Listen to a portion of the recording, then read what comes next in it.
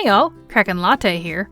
In this video, we'll be going over my last important element to my UI, macros. But first, a huge thank you to my new patrons. Kind Furry, Melon, Marnie Tenorio, Arcadian Phoenix, Eric, Ashley Varner, James Powell, Timona, and Flopsy. Thank you so much for your support, and welcome to the Kraken crew. Alright, let's get into it. Let's go over the different kinds of macros I use and how to set them up. I'll make sure to give examples for each macro too.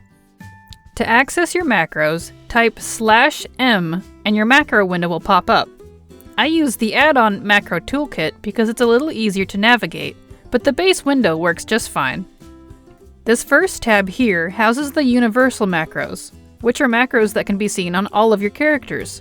To keep things organized, I keep my generic, non-class specific macros here. This is where I keep some super simple macros like /wave and /dance, and also where I like to keep the /equip set and self-kill macros I've talked about in some gold making videos. Anything like that is good for this general tab.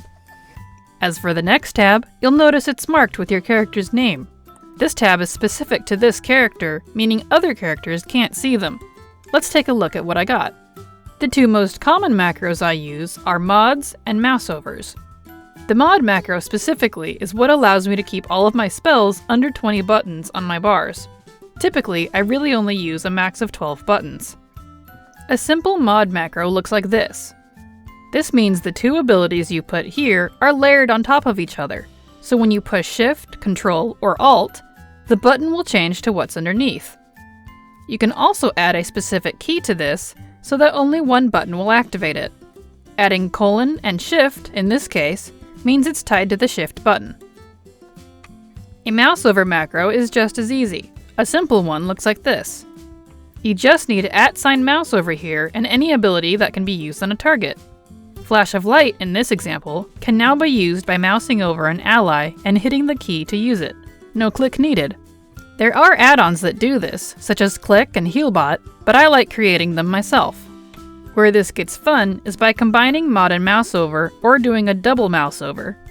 I use these combo versions on a lot of healer specs as they let me keep my healing spells on mouseover with my attacks underneath on the same keybinds. Renewing Mist, for example, I have layered on top of Blackout Kick. That macro looks like this. You'll notice in this one, I have all this extra stuff here. While I could have just made a simple mod macro for this, I did something special. Adding in the nodead, exists, and harm or help portions turns this into a sort of automatic macro. If I target or just mouse over an enemy, this turns into Blackout Kick. When I target or mouse over an ally, it's Renewing Mist. I typically use this macro for main abilities on healers. You can also add a basic /cast or /use under it too, as long as it isn't on the GCD. Doing a mod and mouseover combo is a bit easier. That looks like this. In this case, I have Detox on mouseover for quick use, and Reawaken under it with a mod. This does not auto-change like the double mouseover. It's manual.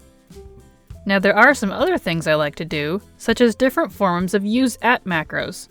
AtCursor is great for things like Serpent Statue and Heroic Leap, as you can just use the ability wherever the mouse is pointed. @Player, I like to use for something like Death and Decay or Angelic Feather. This uses the ability on yourself or at your feet.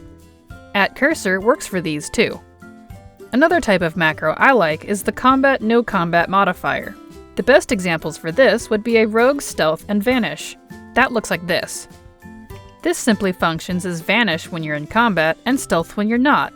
You can even add a mod here too, which is how I have Shroud of Concealment. /cast sequence is another one I like to use, though rarely. Assassination's poisons are a good fit for this.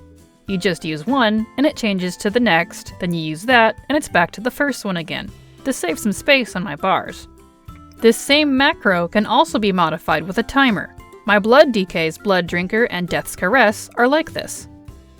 Blood Drinker has a 30-second cooldown. After using it, it switches to Death's Caress. And then, whether I use this ability or not, it will switch back to Blood Drinker when it's off cooldown. On the super basic side of /use macros, I combine a non-GCD ability with one on the GCD, like this here. my Fire Mage's Living Bomb and Fire Blast. For pet classes, I like to add on /pet attack to my opening abilities. This way my pet begins to attack my target while I'm still casting my first shot. And then the last macro I use for some things is just to add /stop casting on emergency abilities like Ice Block. This makes sure I can use it the second I need it. And there you have it. Those are the macros I use in various combinations for my characters. We're not done yet though. Let's go over my keybinds and how I organize my abilities. I play all classes, roles, and specs, so I'll show you how I keep things in line. By organizing my spells by type, loosely mind you, I can keep about 90% of my keybinds the same for all specs. Core rotation abilities go here on these 6 largest buttons, which are R and 2 through 6. Yes, I use R as my primary button. I know, I'm weird. These buttons on the right usually hold my CCs, stuns, interrupts, dispels, taunts, reses, self-heals, and lust or heroism. These are F5, F2, and F6. The previous 6 are 2 through 6, and these 3 never change. That way I don't misuse interrupts and such. These here on the left are usually F4, F3, and F1 in various orders. These are usually shields, a targeted AoE, or big CDs, which are semi-interchangeable with the buttons right under them. I try to keep movement abilities here with 1, mouse 5, and mouse 4. There are 4 more buttons on the right side that you don't see, but I usually leave these open for random things.